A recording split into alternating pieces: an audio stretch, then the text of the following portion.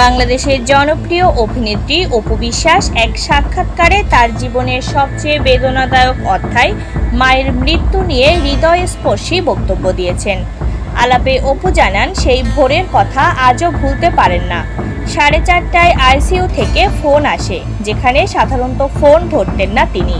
কিন্তু সেদিন ভেতর থেকে এক অজানা অনুভূতি তাকে ফোন ধরতে বাধ্য করে।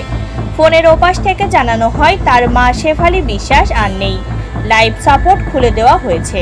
এই খবর শুনে তিনি স্তব্ধ হয়ে গিয়েছিলেন।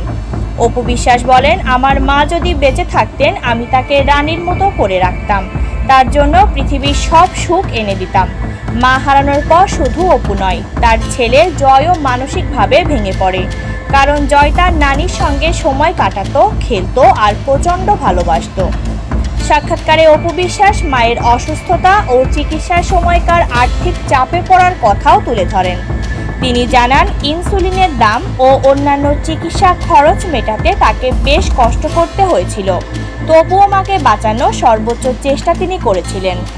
অপু বিশ্বাস বলেন, অনেকেই আমার সম্পর্কে মন্তব্য করেন, কিন্তু তারা জানেন না আমি জীবনে কি হারিয়েছি। তিনি জানান, তিনি সবসময় চুপচাপ থাকতে পছন্দ করেন। অপ্রয়োজনীয় কথা না বলার মধ্যেই আমার শক্তি আছে, বলেন তিনি।